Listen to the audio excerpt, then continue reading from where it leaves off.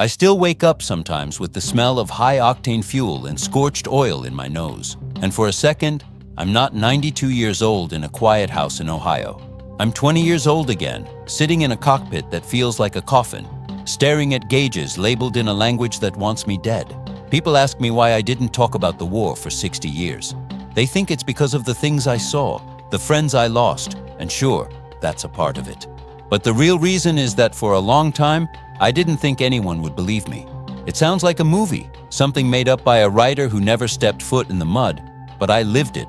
I felt the vibration of that Daimler-Benz engine through my boots, and I saw the tracers from my own side coming up to meet me because they thought I was the enemy. Every time I see a plane in the sky now, even a little Cessna, my hands start to itch for a stick that isn't there.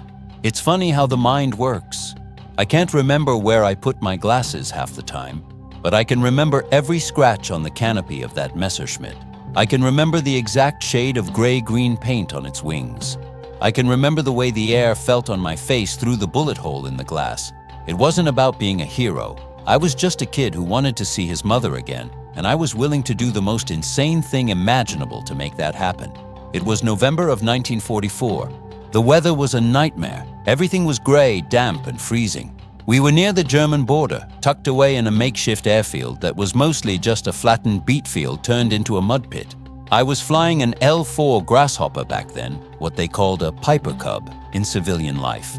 It was a tiny thing, made of fabric and wood, with barely enough engine to get over a tall tree. My job was artillery spotting. I'd go up, find where the Germans were hiding their 88s, and radio the coordinates back to our big guns. It was lonely work, and dangerous in a way people didn't realize. You had no armor, no guns, nothing but a radio and a map. You were a sitting duck for anything that moved. That morning the ceiling was low, heavy clouds hanging like a wet blanket over the trees. I shouldn't have been up there.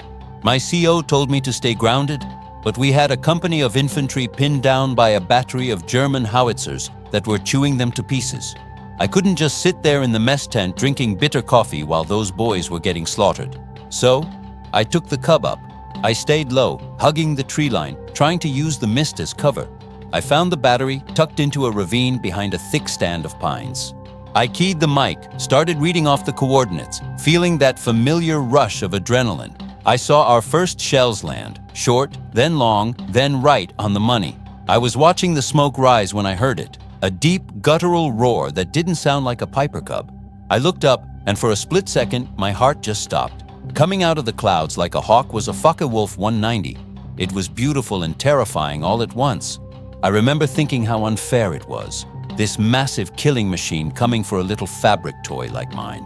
He didn't even need to use his cannons. He just dove, his engine screaming, and the prop wash alone nearly flipped me over. I yanked the stick, trying to dive for the trees, but he was too fast.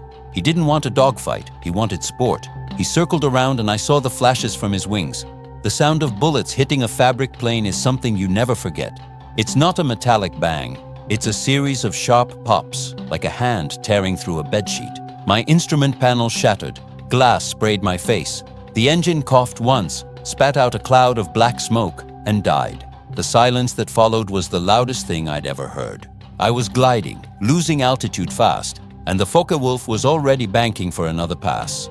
I didn't have time to be scared. I just saw a clearing, a small patch of white in the middle of the dark woods, and I aimed for it. I hit the tops of the pines first. The sound was like 1,000 bones breaking. The wings snapped off, and the fuselage just tumbled through the branches. I remember hitting the ground, a bone-jarring thud that knocked the wind out of me, and then everything went black. If you're still listening to my story, I'd appreciate if you'd hit that like button and subscribe. It means these memories won't be forgotten. When I woke up, I was hanging upside down in my harness. The cockpit smelled like pine needles and gasoline. My head was throbbing, and I could feel something warm trickling down my neck. I fumbled for the release, fell onto the roof of the cabin, and crawled out through the jagged hole where the door used to be. I was in a small valley, completely surrounded by deep woods. It was quiet, too quiet. I knew I was miles behind the lines. The Germans weren't far away. I could hear the distant rumble of the same artillery battery I'd been spotting. I checked my gear. My radio was smashed. My Colt .45 was still in its holster, thank God, but I only had 2 spare magazines. I was a pilot in infantry territory, wearing a flight suit that might as well have been a neon sign.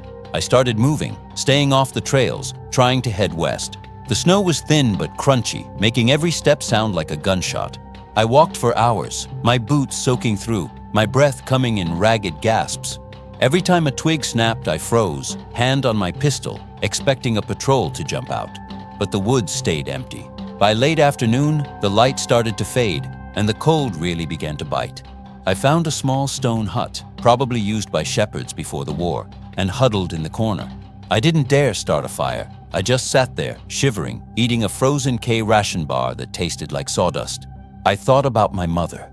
I thought about the girl I'd left behind in Cincinnati. I wondered if the army would tell them I was missing or if they'd just say I was gone. The next morning, the mist was even thicker. I knew I couldn't stay in the hut. I had to find a way out. I kept moving west, or what I hoped was west, using a small pocket compass that had somehow survived the crash. Around midday, I broke through a line of trees and saw something I didn't expect. It wasn't a village or a road. It was a small hidden airfield. It wasn't a major base, just a grass strip tucked between 2 hills, camouflaged with nets and pine branches. And there, sitting right at the edge of the trees, was a Messerschmitt Bf 109. It looked like a shark out of water. A mechanic was working on the engine, his back to me. A few yards away, a pilot was standing by a small shack, smoking a cigarette and looking up at the clouds. He looked tired. Even from a distance, I could see the slump in his shoulders. He looked like I felt, done with it all. I stayed flat on my belly, heart hammering against my ribs. My first instinct was to run, to get as far away from that place as possible. But then I looked at the plane again. It was fueled up. The cowling was open, but the mechanic was packing his tools. If I could get to that plane, I wouldn't have to walk through the snow. I wouldn't have to worry about patrols. I could be back across the lines in 10 minutes. It was the craziest, most suicidal thought I'd ever had. But the more I looked at it, the more it seemed like my only chance. I watched them for an hour. The mechanic finished his work, wiped his hands on a greasy rag, and headed toward a larger building further down the field. The pilot finished his cigarette, ground it out with his boot, and followed him. For a moment, the 109 was alone. I didn't give myself time to talk out of it. I crawled forward, staying low in the tall, frosted grass. Every yard felt like a mile. My heart was thumping so hard I thought the Germans would hear it. I reached the landing gear, the tires taller than my waist. The smell of the plane was different from ours, sharper, more metallic. I pulled myself up into the cockpit. It was cramped, much tighter than the Cub. The seat was hard, and the stick felt heavy. I looked at the panel. It was a maze of dials and switches, all with German labels. Drehzahl, Ladedruck, Vorrat. I didn't know the language, but I knew planes. I looked for the master switch, the fuel selector, the starter. My hands were shaking so much I could barely grip the levers. I saw the starter handle. In the 109, you had to crank it up, get the flywheel spinning, then engage it. I knew I didn't have much time. I reached down, found the handle, and started cranking. The sound was a low whine that got louder and higher, echoing off the trees. I was sure the whole base would be on me in seconds. I held my breath, counted to 3, and pulled the engagement lever. If you're still listening to my story, I'd appreciate if you'd hit that like button and subscribe. It means these memories won't be forgotten. The engine coughed, a massive puff of blue smoke obscuring everything. Then it roared to life. The whole airframe shook with a violence I wasn't used to. It wasn't the gentle hum of my Piper, it was a beast waking up. I saw figures running toward me from the shack. The pilot I'd seen earlier was in the lead, his face a mask of total shock. I didn't wait. I slammed the throttle forward. The tail came up almost immediately. The torque was incredible, trying to pull the nose to the left, and I had to fight the rudder with everything I had. I wasn't even on the strip. I was bouncing over the grass, heading straight for the trees. I yanked the stick back, and the plane clawed into the air, clearing the pines by what felt like inches. I didn't even have the wheels up yet. I fumbled for the gear lever, found it, and felt the heavy thud as the landing gear tucked away. I was flying. I was flying a German fighter, and for about 30 seconds, I felt like the king of the world. Then I realized I didn't know how to fly this thing. The controls were incredibly sensitive. If I breathed on the stick, the nose jumped. I was banking hard, trying to figure out which way was west. when the first tracers went past my wing. The Germans weren't just going to let me go. A couple of their flak crews had managed to get to their guns, and they were pepper-potting the sky around me. I saw the dark puffs of smoke and felt the concussions. I pushed the nose down, gaining speed. This plane was fast, so much faster than anything I'd ever touched. The wind screamed over the canopy. I looked at the compass, found a heading that looked like home, and leveled out. I was at 500 feet, skimming the treetops. I figured if I stayed low, their radar wouldn't pick me up, and their big guns couldn't traverse fast enough. But I had a bigger problem. I was in a plane with a black cross on the wings, flying toward the American lines. To my own guys, I was a target. I looked for a way to show I was friendly. I didn't have a white flag. I didn't have a radio that worked on their frequencies. I just had my hands. I reached up and tried to slide the canopy back, but the wind pressure was too much. I was stuck in the bubble. I kept flying, the landscape blurring beneath me. I saw a road filled with trucks, German trucks. I felt a surge of something, not quite courage, maybe just madness. I saw the button on the stick. I knew what it did. I lined up on the lead truck and squeezed. The cannons in the wings erupted, a vibrating hammer that shook my teeth. I saw the shells rip through the truck, sending it swerving into a ditch. I didn't do it because I wanted to kill. I did it because for that 1 second, I wanted them to feel what I'd been feeling in that woods. I wanted to fight back, but the thrill didn't last long. I was crossing the front lines now. I could tell by the state of the ground. It was a moonscape of craters and burnt-out tanks. And then I saw the flashes from the ground. Not German flak, but American. 50 calibers. They were everywhere. I saw the glowing beads of the tracers arching up toward me. They looked slow, almost lazy, until they zipped past the cockpit window. I started rocking my wings, the universal sign for don't shoot, but it didn't matter. To them, I was just another Jerry trying to strafe the line. I felt a hit, a heavy thump somewhere in the tail. The plane shivered and the controls got heavy. I was losing hydraulic fluid. I could see the red mist spraying out behind me. I had to get down. I saw a long, flat field behind a line of Sherman tanks. I didn't have time for a proper approach. I just cut the throttle, dropped the flaps, and hoped the gear would come down. I hit the lever. 1 green light, 2. The third stayed dark. One of the wheels was jammed. I was going to have to belly it in. I braced my feet against the bulkhead, gripped the stick with both hands, and cut the engine. The silence came back, but this time it was filled with the sound of the wind. I touched down at over 100 miles an hour. The noise was deafening, the sound of metal being shredded on frozen ground. The plane spun, dirt and snow spraying over the glass, and then everything stopped. If you're still listening to my story, I'd appreciate if you'd hit that like button and subscribe. It means these memories won't be forgotten. I sat there for a long time, just breathing. My hands were locked on the stick, and I had to manually pry my fingers off. I could hear shouting outside. I looked out the side and saw a dozen American infantrymen running toward me, their Garans aimed right at my head. They looked terrified and angry. I didn't blame them. I put my hands up as high as I could in that tiny cockpit and waited.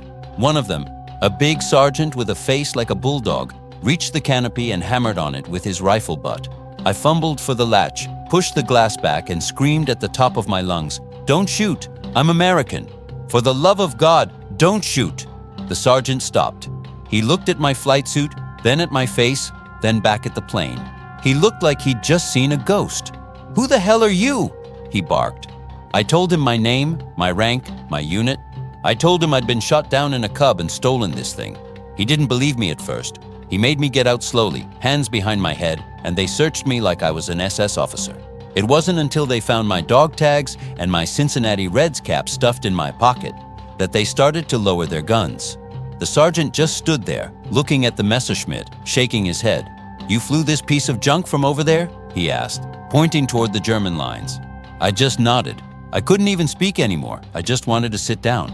They took me to their command post, which was just a cellar in a half-destroyed farmhouse.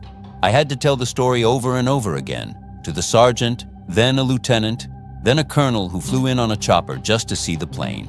They treated me like a celebrity, but I didn't feel like one. I felt like a thief who'd gotten away with the biggest heist in history. They gave me a shot of medicinal brandy that nearly took my head off and a plate of warm hash that was the best thing I'd ever tasted. The colonel told me they'd checked my story. My unit had already listed me as KIA. My mother was probably getting the telegram right about then. He told me he'd make sure a correction was sent out immediately. He also told me that the 109 I'd stolen had some experimental radio equipment in it that our intelligence boys were dying to get their hands on. "You did a good thing, son," he said, patting me on the shoulder. "A crazy thing, but a good thing." I stayed with that unit for 3 days before they could get a transport to take me back to my airfield. Those infantry boys, the ones who had been aiming their rifles at me, they wouldn't let me pay for a drink. Not that there was anything to buy, but they shared their best rations and their last cigarettes. They wanted to hear about the cockpit, about how fast it went, about the truck I'd hit. I told them, but every time I spoke, I felt a little bit more of the reality slipping away, like I was telling someone else's story. When I finally got back to my own base, my CO just looked at me for a full minute without saying a word. Then he reached into his desk, pulled out a bottle of bourbon, and poured 2 glasses. "Lawson," he said, "if you ever take one of my planes up without orders again, I'll court-martial you. But since you brought back a better one than you left with, I guess we're even." I didn't go back to artillery spotting. They told me I'd done enough. They sent me to a training center in England to help instructors understand the flight characteristics of the 109. I spent the rest of the war showing pilots how to beat the very plane that had saved my life. It was a strange way to finish my service. I'd fly those captured German planes over the English countryside, and sometimes for a second, I'd forget which side I was on. I'd look at the black crosses on the wings and feel that same cold shiver I felt in the woods. I never felt comfortable in them. They were magnificent machines, but they felt wrong. They felt like they were built for a world I didn't want to live in. When the war finally ended, I went back to Cincinnati. I got a job at a tool and die shop. I married that girl I'd been thinking about in the shepherd's hut.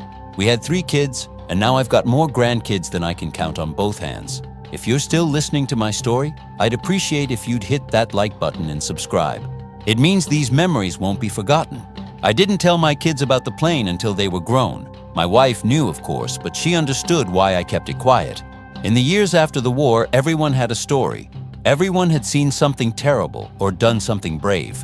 I didn't want to be the guy at the VFW telling the crazy plane story for the 100th time. I just wanted to be Henry Lawson, the guy who mowed his lawn on Saturdays and never missed a Reds game. But as I've gotten older, I've realized that stories are the only things that truly last. Those boys I saw in the woods, the ones who didn't make it back, they don't have a voice anymore. I'm one of the last ones left who can speak for that time. People look at the history books and they see maps with arrows and dates, but they don't see the fear. They don't see the way your hands shake when you're trying to start an engine while men are running at you with guns. They don't see the moral weight of using the enemy's tools to save yourself.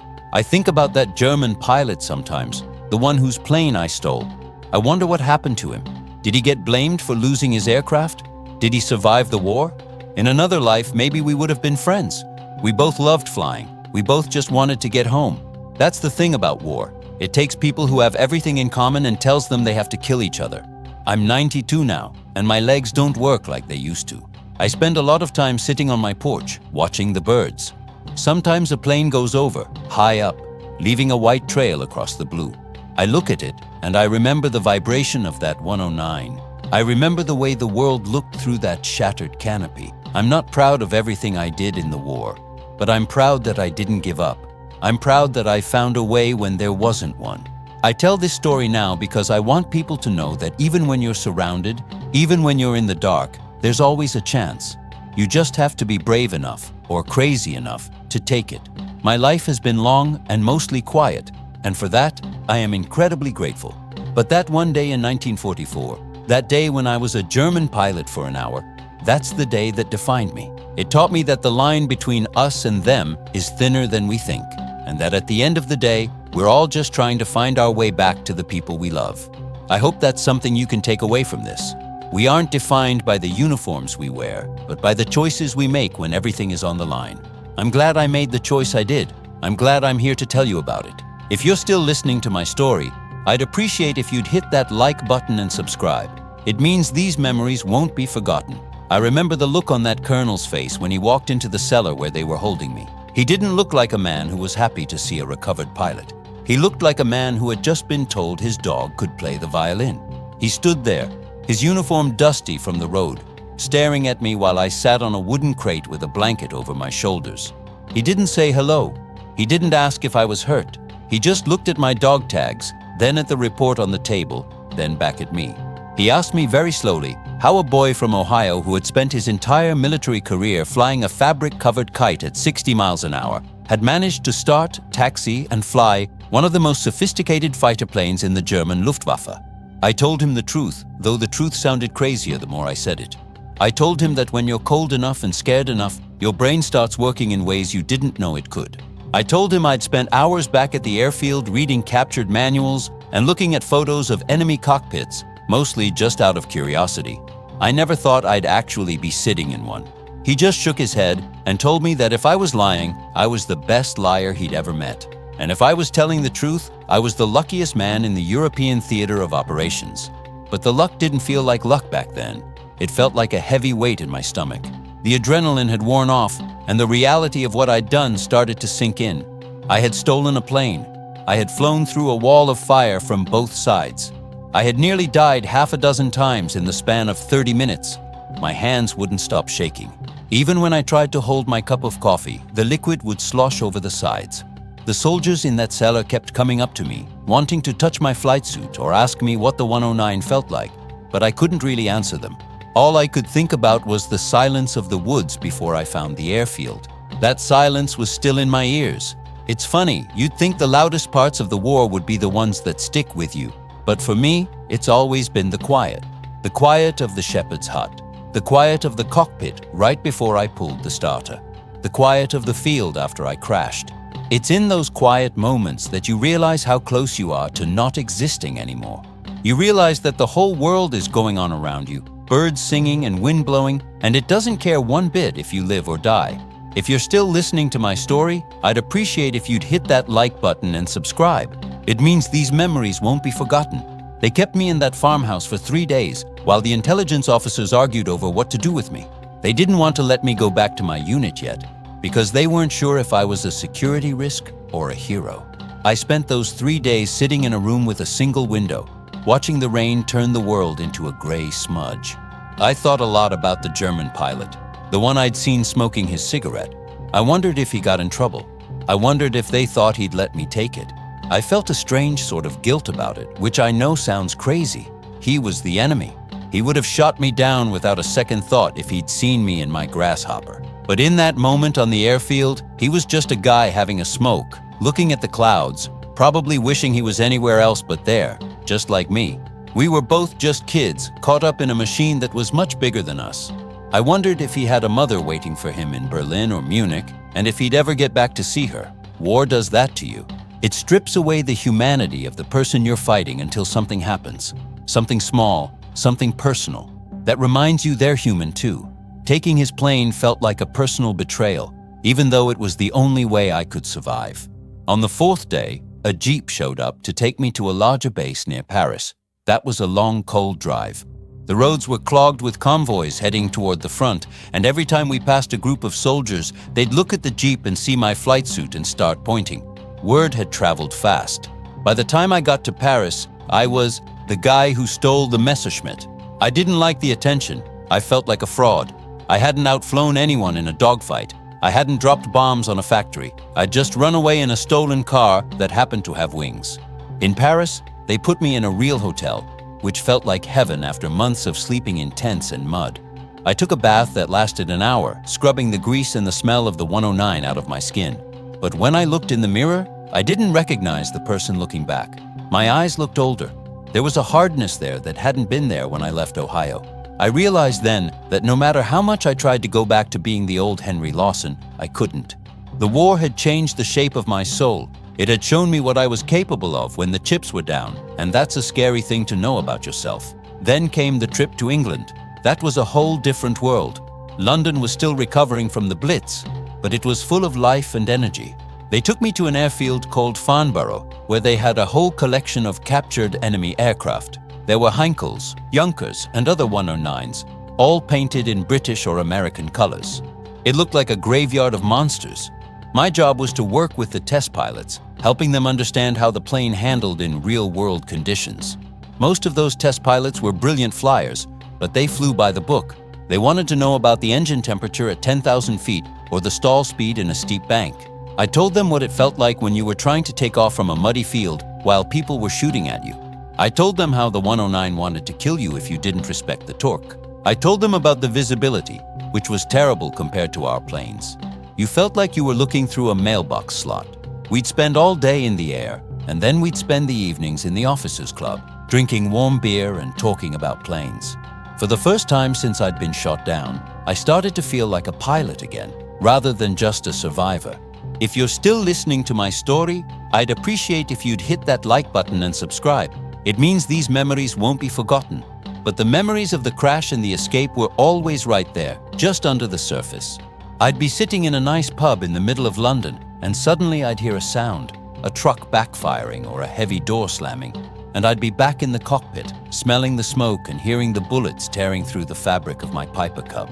The doctors today would call it PTSD, I suppose, but back then, we just called it the jitters, or combat fatigue. You weren't supposed to talk about it. You were supposed to just keep your chin up and do your job. So I did. I flew those captured planes until I knew every quirk and every rattle they had. I became an expert on a machine that I hated. It was a strange irony. The very thing that had tried to kill me and then saved me was now my daily life. I remember one flight in particular, over the white cliffs of Dover. The sun was setting, and the sky was a deep, bruised purple. I was flying a 109 G6, the same model I'd stolen. For a moment, it was just me in the plane and the sky. I forgot about the war. I forgot about the blood and the mud. I just felt the pure joy of flight. And then I looked down at the instrument panel and saw the German labels again, and the weight came back. I remember thinking about the mechanics who built that plane. They were probably just like the guys I worked with at the shop back home. They probably took pride in their work, making sure every bolt was tight and every wire was connected correctly. They weren't thinking about me. They were just building a machine. And that machine had crossed the ocean of the war and ended up in my hands. It made me realize how connected we all were, even when we were trying to destroy each other. The steel in that plane came from a mine somewhere, the rubber for the tires came from a tree, and the fuel came from the earth. We take all these things that the world gives us and we turn them into ways to hurt each other. It seemed like such a waste. I'm 92 now, and I still think it's a waste. We spend so much time and energy on conflict when we could be building things that last, things that help people. But that's not the way the world works, is it? We're a violent species, and sometimes it takes a war to show us the best and the worst of what we are. When the war in Europe ended in May of 1945, there was a massive celebration in London. The streets were packed, people were dancing, and the booze was flowing. I stood on a balcony and watched the crowds, but I didn't feel like celebrating. I felt hollow. I kept thinking about all the boys who didn't get to see this day. I thought about the guys I'd spotted for in that ravine, the ones who were pinned down by the 88s. Did they make it? Did they get to go home and marry their sweethearts? I'd never know. That's the hardest part of being a veteran, the unfinished stories. You meet people, you share a moment of life or death with them, and then they're gone, and you never find out the rest of their lives. You're left with these fragments of people, like snapshots in an old album that's losing its glue. You carry those fragments with you for 80 years, and they don't get any lighter. If anything, they get heavier as you realize you're the only one left who remembers them. If you're still listening to my story, I'd appreciate if you'd hit that like button and subscribe. It means these memories won't be forgotten. I stayed in England for a few months after the surrender, helping to decommission the airfield and organize the shipment of captured tech back to the States. One afternoon, I was walking through the hangar when I saw a 109 that looked familiar. I walked up to it and looked at the tail number. It wasn't the one I'd stolen, but it was from the same squadron. There was a small painting on the nose, a picture of a black tulip. I remembered seeing that same symbol on the airfield in Germany. I sat down on the floor next to the wheel and just stared at it. A British mechanic came by and asked me what I was looking at. I told him I was just thinking about a guy I met once. He didn't ask any more questions. He just nodded and kept walking. That's the thing about the military. You don't have to explain yourself. People just know. They know the look in your eye when you're staring at something that isn't there anymore. They know why you don't like to talk about certain dates or certain places. It's a brotherhood of silence, and it's the only thing that kept us sane back then. I finally got my orders to go home in October. I sailed back on a troop ship, and the first time I saw the Statue of Liberty through the fog, I broke down and cried. I wasn't the only one. There were thousands of us on that deck, Grown men who had seen the worst things humans can do to each other, all sobbing like babies because we were finally home. When I got to Cincinnati, my mother was waiting for me at the station. She looked older, smaller than I remembered. She held onto me so tight I thought she'd never let go. She didn't ask me about the war, and I didn't tell her, not then. I just wanted to eat her fried chicken and sleep in my own bed and forget that I'd ever heard the sound of a Daimler-Benz engine. I went back to my old job, but everything felt different. The shop was loud and dirty, but it wasn't the kind of loud I was used to. It was a productive loud. I liked the smell of the oil there because it didn't smell like fire. I liked the people because they didn't know what I'd seen. I was just Henry, the kid who came back from the war. I met my wife, Martha, at a church social a few months later. She was the most beautiful thing I'd ever seen. Kind eyes and a laugh that made me feel like the war was a million miles away. We got married in the summer of '46. For a long time, I didn't tell her about the Messerschmitt. I told her I was a pilot and that I'd seen some action, but I kept the specifics to myself. I think I was afraid that if I talked about it, the magic would go away. Or maybe I was afraid she'd look at me differently, knowing I'd flown for the other side, even if it was just to escape. It wasn't until our first son was born that I finally told her. We were sitting in the nursery, watching him sleep, and I just started talking. I told her the whole thing, from the crash to the landing. She didn't say anything for a long time. She just took my hand and held it. "I'm glad you were brave enough to be crazy, Henry," she said. And that was all I needed to hear. She never judged me for it. She just loved me through it. If you're still listening to my story, I'd appreciate if you'd hit that like button and subscribe. It means these memories won't be forgotten. As the years went by, the war faded into the background. I worked hard, raised my kids, and did the best I could to be a good man. But every once in a while, the 109 would come back to visit me in my dreams. I'd be in the cockpit, trying to start the engine, and the handle would be too heavy to turn. Or I'd be flying over the trees, and the branches would reach up and grab the wings. I'd wake up in a cold sweat, my heart hammering, and Martha would reach over and touch my shoulder, and I'd know I was safe. I realized that you never really leave the war behind. It's like a scar on your heart. It doesn't hurt as much as it used to, but it's always there, a part of you that you can't get rid of. And as I've gotten older, I've started to appreciate that scar. It's a reminder that I survived. It's a reminder that life is precious and fragile, and that you have to fight for every second of it. I see these kids today, and they're so worried about things that don't matter, what phone they have or what people think of them on the internet. I want to tell them that none of that matters. What matters is the person sitting next to you. What matters is the air in your lungs. What matters is the courage to keep going when everything is falling apart. I remember a few years ago, my grandson took me to an air show. There was a restored Bf-109 there, one of the few left in the world that could still fly. He was so excited, dragging me over to see it. He started telling me all the specs, the engine horsepower and the wing loading, things he'd read in a book. I just stood there and looked at it. It looked smaller than I remembered. It looked like a museum piece, cold and dead. A young man in a flight suit, the pilot, saw me looking and asked if I wanted to sit in the cockpit. My grandson's eyes lit up, but I just shook my head. "No, thank you," I said. "I've had enough of that seat for one lifetime." The pilot looked at me, really looked at me, and I think he understood. He saw the veteran's hat I was wearing, and he gave me a little nod. He didn't ask for a story. He just respected the silence. That's the respect I've grown to appreciate the most. The people who don't need to hear the details to know what you've been through. I'm sitting here now, in this chair that's too big for me, looking out at the sunset. My life is mostly behind me, and that's okay. I've lived a good life. I've seen my children grow up and have children of their own. I've seen the world change in ways I never could have imagined when I was a kid on a farm. But through all those years, that 1 hour in the air remains the clearest thing in my mind. It's the anchor for all my memories. People ask me if I'd do it again, if I could go back. I don't know. Part of me wants to say no, that it was too much for a 20-year-old to carry.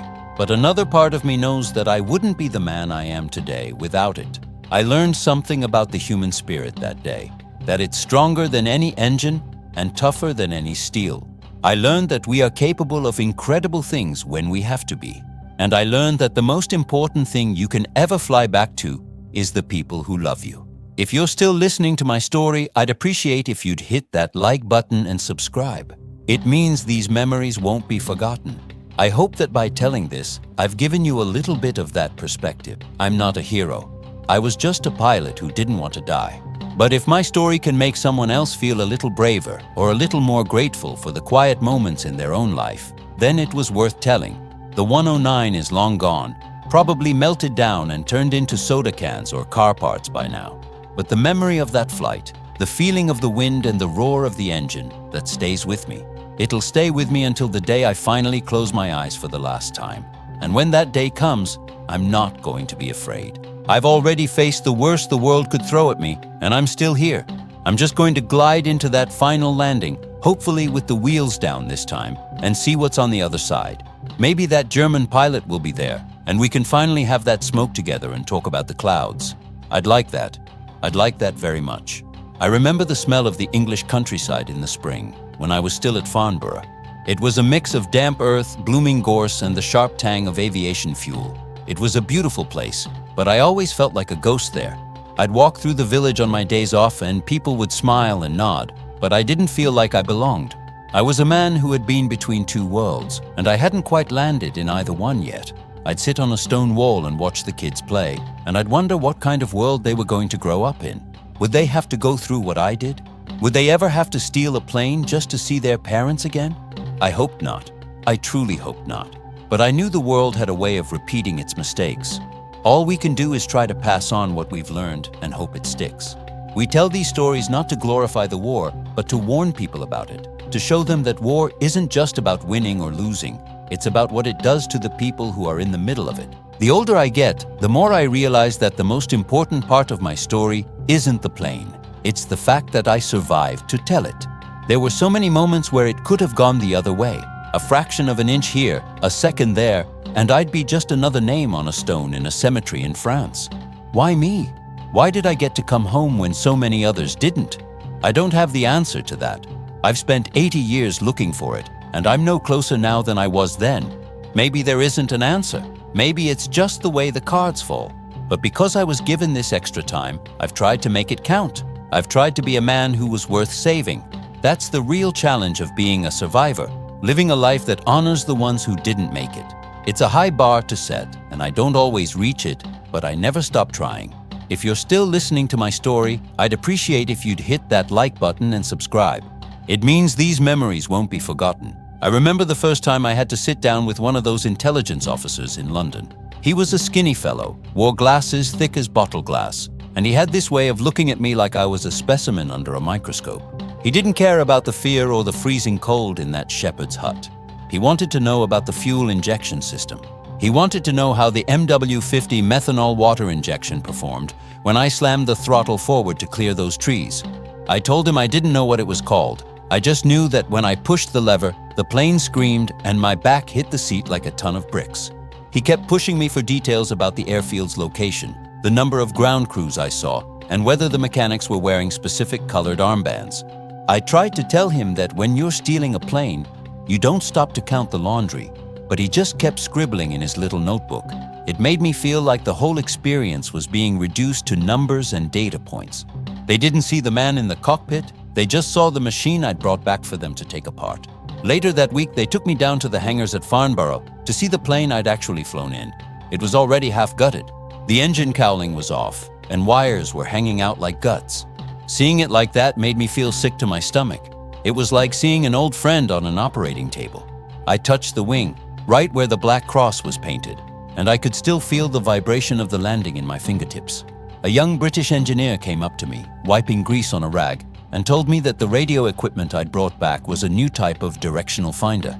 He said it might save dozens of our bombers from getting lost over the Reich. He thanked me, and for the first time, it felt like what I'd done had a purpose beyond just saving my own skin. But even then, I couldn't help but think about the cost. Somewhere in Germany there was a hole where that plane used to be, and probably a pilot who was in a lot of trouble because of me. It's a strange thing to feel responsible for the enemy's misfortune, but when you fly their planes, you start to see things from their side of the cockpit. The training flight started shortly after. They'd put me in a Spitfire or a Mustang, and I'd have to fly against one of the veteran test pilots who was in the 109. We'd go up over the English countryside and simulate dogfights. My job was to tell them what the 109 felt like from the inside. when it was about to stall, how it handled in a high-speed dive, and where the blind spots were. I remember one afternoon, chasing that 109 through a bank of white clouds. For a second, I forgot where I was. I saw those German markings in my sights, and my thumb went to the gun button. I had to pull myself back, reminding myself that it was one of our boys in there. It was a mental struggle every single day. I was living a double life. In the mess hall, I was an American corporal, but in the air, I was the man who knew the enemy better than he knew himself. It made me feel isolated. The other pilots respected me, but they didn't really know how to talk to me. I was the Jerry pilot, and that was a label that stuck. If you're still listening to my story, I'd appreciate if you'd hit that like button and subscribe. It means these memories won't be forgotten. The winter of 44 turned into the spring of 45, and the news from the front started getting better every day. We heard about the crossing of the Rhine, the liberation of the camps, and the slow collapse of the German army. But in England, the war felt strangely distant. We were in a bubble of technical data and flight logs. I spent my evenings in a small room in the barracks, reading letters from home that were weeks old. My mother wrote about the victory gardens and how the neighbors were all asking about me. She didn't know I was flying German fighters over London. She thought I was still safe behind a desk somewhere. I couldn't tell her the truth. How do you explain to a mother in Ohio that her son is an expert on the very machines that were killing American boys every day? I felt like I was keeping a secret from the whole world. Even Martha, in her letters, sensed something was wrong.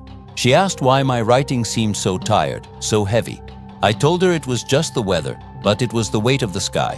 One night, after a particularly long day of testing, I went to a local pub in a nearby village. I just wanted to be a regular person for an hour. I sat in the corner with a pint, listening to the old men talk about their crops and the local gossip. A young woman came up to me and asked if I was with the Americans at the airfield. I told her I was. She asked what I flew, and I hesitated. I couldn't say, a Messerschmitt. I just said I worked on the engines. She smiled and told me her brother was a tail gunner on a Lancaster. She said he'd been on 20 missions, and they were all praying he'd make it to 30 so he could come home. I looked at her and I saw the same fear I'd seen in my own mother's eyes.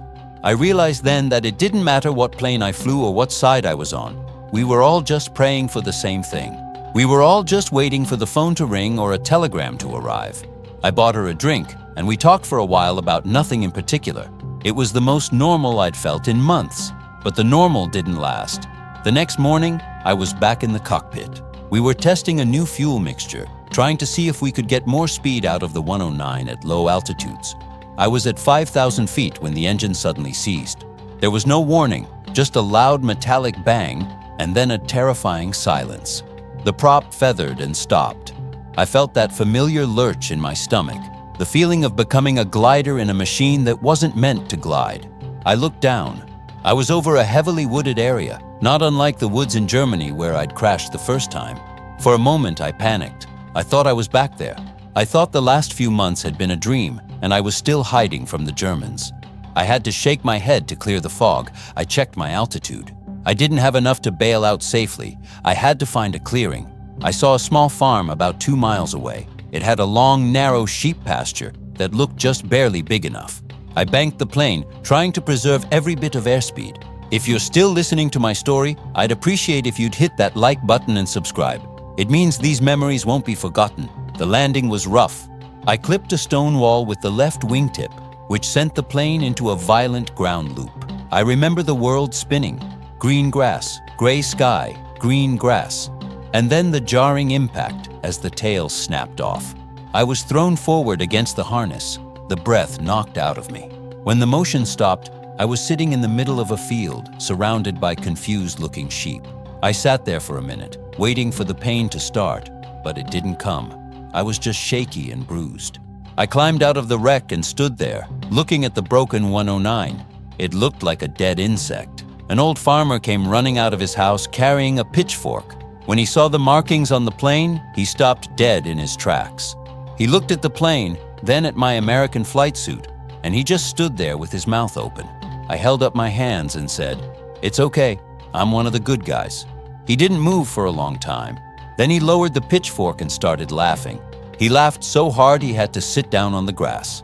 He told me later he thought the Germans had finally decided to invade his farm with a single broken-down plane. That crash was the end of my testing days. The brass decided that I'd pushed my luck far enough. They put me on a transport ship back to the States a few weeks later. The war in Europe was wrapping up, and they didn't need me to fly captured planes anymore. The trip across the Atlantic was quiet. I spent most of my time on the deck looking at the water. I thought about the two 109s I'd crashed, one in Germany and one in England. I felt like I'd left pieces of myself in both of them. When I finally walked down the gangplank in New York, the air smelled different. It didn't smell like cordite or burning oil. It smelled like salt and progress. I took a train back to Ohio, and as the familiar landscape rolled by, I felt the tension in my shoulders start to loosen for the first time in years. I saw the silos, the barns, the small towns where nothing ever happened, and I realized that this was what I'd been fighting for. Not for the glory or the medals, but for the right to live in a place where the only thing you had to worry about was the weather. Coming home was harder than I thought it would be. Everyone wanted to hear about the big adventure, but I didn't want to talk about it. I went back to work at the shop, but the sound of the machinery would sometimes trigger memories I thought I'd buried. I'd be standing at a lathe, and for a split second, I'd be back in the cockpit, feeling the vibration of the engine. I'd have to stop and grip the edge of the workbench until the feeling passed. My boss was a good man, a veteran of the First World War, and he never asked why I had to take breaks. He'd just nod and tell me to go get some air. I think he knew. I think all us men who came back carried a little bit of that ghost with us. We were the lucky ones, but sometimes the luck felt like a burden. We had to live for the ones who didn't, and that's a lot of pressure to put on a 22-year-old kid. If you're still listening to my story, I'd appreciate if you'd hit that like button and subscribe.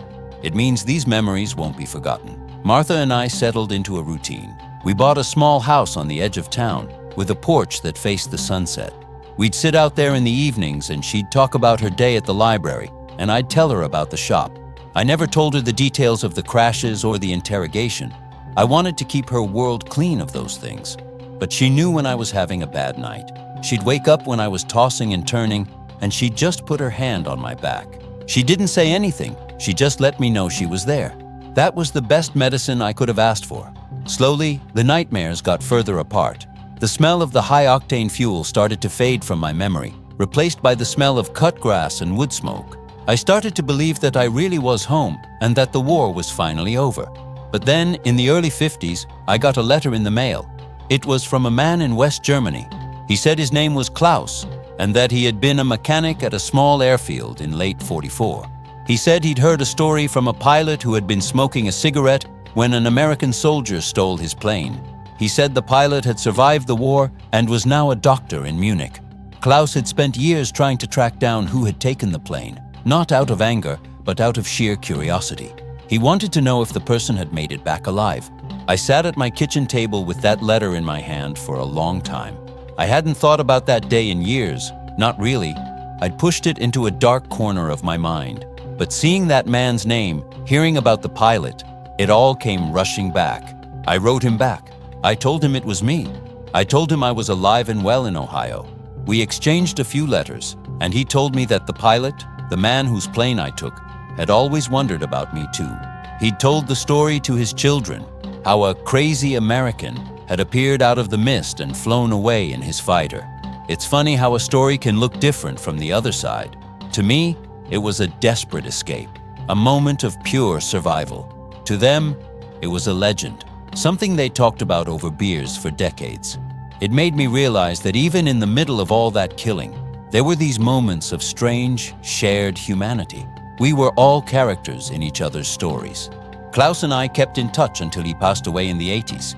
He even sent me a photo once, a grainy black and white picture of that small airfield. It looked so peaceful in the photo, just a patch of grass and some trees. You'd never know that it was a place of such terror and high stakes. I still have that photo tucked into the back of my war journal.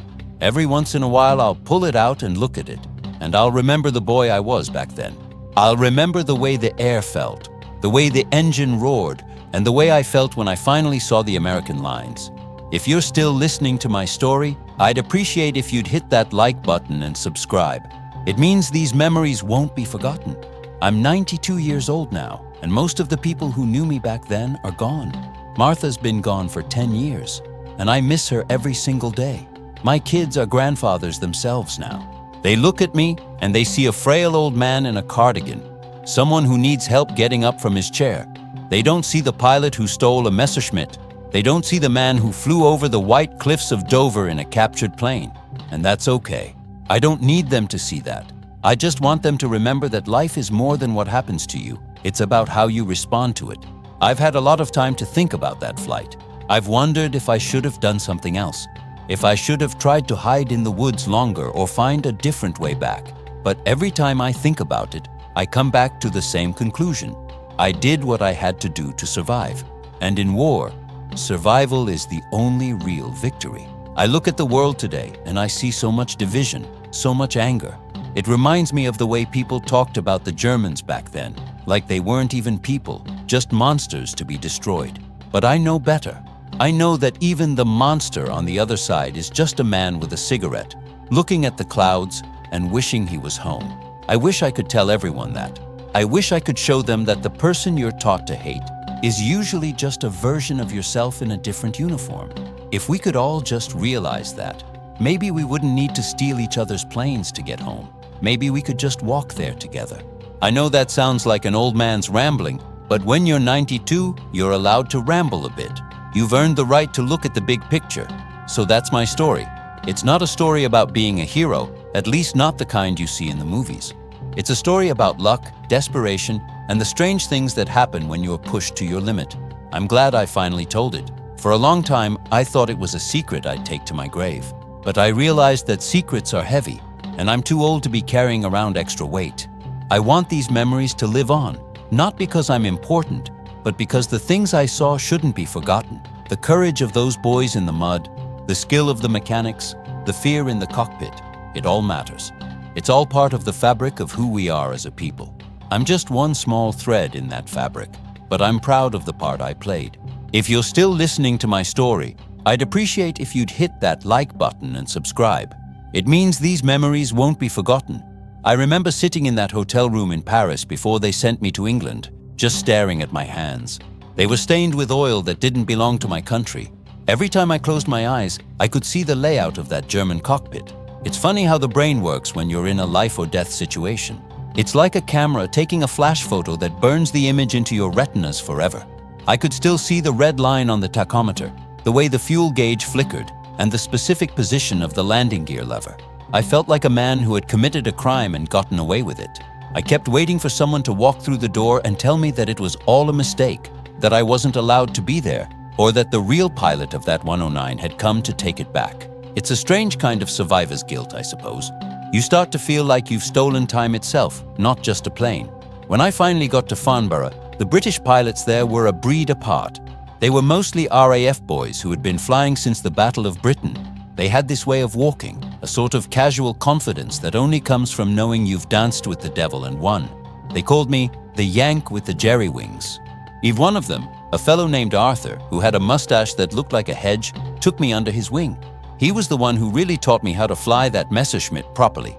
We'd spend hours in the briefing room, and he'd show me the engineering diagrams. He'd explain how the automatic slats on the wings worked to prevent a stall in a tight turn. He'd talk about the DB605 engine like it was a living, breathing creature. "She's a temperamental bitch, Henry," he'd say. "But if you treat her right, she'll do things a Mustang can only dream of." I'd listen to him and think about the German mechanics who had maintained that engine. I realized that the plane didn't know it was an enemy. It just knew physics and fuel. Flying those testing missions was some of the most intense work I ever did. We weren't just flying, we were pushing the machines to the point of failure. We had to know exactly when the 109 would lose its breath at high altitude, or how much stress the airframe could take before the wings started to buckle. I remember one day, Arthur and I were up over the channel. He was in a Spitfire Mark 13, and I was in the 109. We were supposed to be testing roll rates. I looked out the side of the canopy and saw the white cliffs below, and then I looked at the Spitfire off my wing. For a second, it felt like the whole world had shifted. I was the enemy, and he was the hero. I had to remind myself that we were on the same team. It was a constant mental grind, living in that headspace where the lines were so blurred. If you're still listening to my story, I'd appreciate if you'd hit that like button and subscribe. It means these memories won't be forgotten. There were nights when the fog would roll in off the North Sea, thick and cold, and the whole airfield would go silent. We'd sit in the officers' club, huddled around a coal fire, and the talk would always turn to the guys who weren't there anymore. Arthur told me about his brother who went down over Dunkirk. He talked about him not like a martyr, but like a kid who'd just gone missing on a summer day. That's how we all talked. We didn't use big words like sacrifice or patriotism. We just spoke about names and faces and specific things they used to do. One guy liked to play the harmonica. Another always had a deck of cards in his pocket.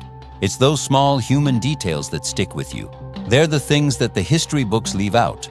The books tell you about the generals and the grand strategies, but they don't tell you about the smell of the damp wool coats or the way a man's voice sounds when he's trying not to be scared. I remember one specific mission near the end of my time in England. They wanted me to fly the 109 in a mock engagement against a group of B-17 bombers that were heading out on a training run. I was supposed to come at them from the 12 o'clock high position, the way the Luftwaffe usually did, so the gunners could practice their tracking. As I dived down toward those big fortresses, seeing their silver skins glittering in the sun, I felt a sudden sharp pang of horror. I saw the turret guns swinging toward me, and I knew that if this were real, I'd be shredded in seconds. But more than that, I felt a deep sense of wrongness. I was pretending to kill my own countrymen. Even though there were no bullets in my guns, the intent was there in the maneuver. When I landed that day, I sat in the cockpit for a long time, just shaking. I told the CO I couldn't do the mock attacks anymore. I'd fly the test paths. I'd measure the speeds, but I wouldn't play the part of the executioner anymore. He didn't argue. He just nodded and told me I'd done enough. The move back to Ohio after the war was like stepping into a different dimension. Everything was so quiet. People were worried about the price of eggs or who was winning the local election. I'd be standing in line at the grocery store and I'd want to scream at everyone, "Do you have any idea how lucky you are?" But I didn't. I just paid for my groceries and went home. I felt like a traveler who had returned from a distant planet and spoke a language that no one else understood. Martha was the only thing that kept me grounded. She didn't need to understand the language. She just understood the man. She never pushed me to talk about it, but she was always there to listen when the words finally came out. I remember one night, years later, we were sitting on the porch and a plane flew low over the house. I jumped about 6 inches out of my chair. She just reached over, took my hand and said, "It's just the mail, Henry, it's just the mail." I think about the doctor from Munich a lot. After Klaus put us in touch, we exchanged a few letters in the late 50s and early 60s. His name was Erich. He'd been a young lieutenant back then, a pilot who had seen too much and was just tired of the whole mess. In his letters, he told me that losing his plane that day had actually saved his life. Because he didn't have a plane to fly, he wasn't sent up on the next mission, which turned out to be a slaughter for his squadron. He said he'd always felt like I was a guardian angel in a very strange disguise. He'd gone on to become a surgeon, dedicated his life to fixing people instead of breaking them. We never met in person. The distance and the cost were too much back then, but we had a bond that was stronger than most friendships. We were two men who had been connected by a single moment of desperation, and we both came out the other side better for it. If you're still listening to my story, I'd appreciate if you'd hit that like button and subscribe. It means these memories won't be forgotten. Eric passed away in the mid-70s, and his son wrote to me to let me know. He sent me a small gift, an old brass stopwatch that his father had used in the Luftwaffe. It was the one he'd been holding when I took the plane. Holding that watch in my hand, feeling the cold metal and hearing the steady tick-tick-tick was one of the most emotional moments of my life. It was like the circle had finally closed. I realized then that the war wasn't just a series of battles. It was a series of connections. Some were violent, some were tragic, but some were unexpectedly beautiful. That stopwatch sits on my mantelpiece today, right next to the photos of my grandkids. Most people who see it think it's just an old antique, but to me, it's a symbol of the fact that even in the middle of a world at war, there's room for grace. As I sit here today, 92 years old, my memories are like old films that have started to fray at the edges. Some parts are vivid, like they happened yesterday, and other parts are just shadows. But the feeling of that flight remains.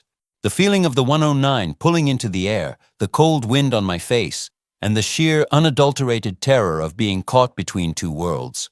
I'm glad I lived to tell it. I'm glad I got to see the world move past that time, even if we still haven't learned all the lessons we should have. I see the young people today, and I see the same spark of life in them that I had when I was 20. I hope they never have to use it the way I did. I hope they get to live long, boring lives where the biggest thing they ever have to steal is a kiss from someone they love. The transition to old age is a lot like flying through a long stretch of clouds. You can't see where you're going, and you're not sure how much fuel you have left, but you just keep the nose level and trust that the ground is still beneath you. I'm not afraid of the end. I've lived a full life, and I've carried my stories as far as they need to go. If you've listened this far, then you're carrying a piece of them too. And that's all I can ask for. That the memories don't just disappear when I do. That someone, somewhere, remembers the boy from Ohio who flew a German plane home because he just wanted to see his mother again. It's a simple story, really, when you strip away the cannons and the camouflage. It's a story about coming home. And isn't that what we're all trying to do? I remember the last time I saw a 109 in person. It was at a museum in Washington, D.C. I stood behind the velvet rope, looking at the cockpit, and I could almost smell the old leather and the stale grease. A young father was there with his little boy, and he was pointing at the swastika on the tail, trying to explain what it meant. I wanted to tell him that the symbol wasn't the whole story. I wanted to tell him about Eric and about Arthur and about the way the light looks when you're 5,000 feet above the clouds. But I didn't. I just turned away and walked out into the sunshine. The past is a heavy thing to carry, and sometimes you just have to put it down for a while and enjoy the warmth on your face. If you're still listening to my story, I'd appreciate if you'd hit that like button and subscribe. It means these memories won't be forgotten. I've spent a lot of my later years working in my garden. There's something peaceful about putting your hands in the dirt, about growing things that are meant to be eaten and enjoyed. It's the exact opposite of the war. In the war, everything was about destruction, about taking things apart and blowing them up. In the garden, it's about patience and care. I think I needed that balance. I think I needed to spend 40 years tending to roses and tomatoes to make up for the things I saw in 1944. My kids used to joke that I had the most overprotected garden in Ohio. I'd be out there at 5 in the morning, weeding and watering like my life depended on it. Maybe it did, in a way. Maybe the garden was my way of reclaiming the earth from the craters and the mud. I still have my old flight logs from England. They're tucked away in a trunk in the attic, along with my uniform and a few other mementos. I don't look at them often. They're written in a very formal military style. Pilot Lawson, H Mission Number 42. Altitude 15,000 feet. Engine performance satisfactory. It sounds so cold and clinical. It doesn't capture the way my heart would race when the engine coughed, or the way the sun would reflect off the canopy and blind me for a second. It doesn't capture the fear or the loneliness. But I suppose that's what logs are for, to keep the facts straight when the emotions get too messy. I keep them because they're proof that it wasn't a dream. They're proof that I was there. I remember one night in the 80s, I was watching a documentary on the war with one of my grandsons. They showed footage of a 109 being shot down, spiraling into the ground in a ball of fire. My grandson looked at me and asked, "Grandpa, were you scared when you were up there?" I looked at him, at his young, unlined face, and I didn't know how to answer. How do you describe that kind of fear to someone who has never felt it? It's not like being scared of a movie or a spider. It's a deep, cold hollow in your chest that never quite goes away. I just told him, "Yes, son, I was scared every single second." He seemed surprised by that. I think he thought heroes weren't supposed to be afraid, but that's the biggest lie they tell you. The real heroes are the ones who are terrified and do it anyway. If you're still listening to my story, I'd appreciate if you'd hit that like button and subscribe. It means these memories won't be forgotten.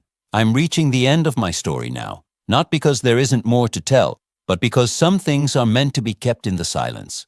The war gave me a lot, and it took a lot away. It gave me a perspective on life that I wouldn't trade for anything, but it also gave me memories that I wish I could forget. I think that's the deal you make when you sign up. You trade your innocence for a kind of wisdom that's hard to carry. But I'm grateful for the journey. I'm grateful for the people I met, even the ones I was supposed to hate. And I'm grateful for you, for sitting here and listening to an old man talk about things that happened 80 years ago. It makes me feel like I'm not just talking to the walls. It makes me feel like those boys I knew, the ones who didn't make it back, are still alive in some small way. So, when you see an old veteran wearing a hat with some gold letters on it, don't just thank him for his service. Look him in the eye and remember that he was once 20 years old and scared to death. Remember that he carries a world inside him that you'll never see. And remember that he's just a man like any other who found himself in an extraordinary situation and did the best he could. That's the real story of the war. It's not about the medals or the victories. It's about the people who stayed human in a world that had gone insane. I hope I stayed human. I like to think I did. I like to think that the boy who stole that plane would be proud of the man I became. If you're still listening to my story, I'd appreciate if you'd hit that like button and subscribe. It means these memories won't be forgotten. I'll leave you with this one last thought. Life is short, shorter than you think.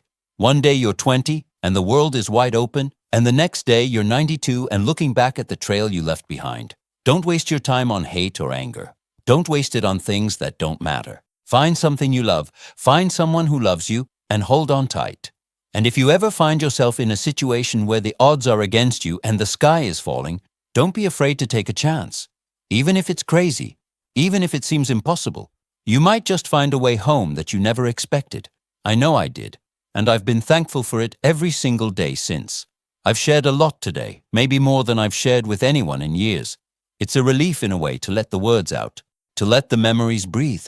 Thank you for being part of that. It means more to me than you can know. I'll be here on my porch, watching the sun go down, thinking about the clouds and the way the world looks from 5,000 feet. It's a good view, a real good view.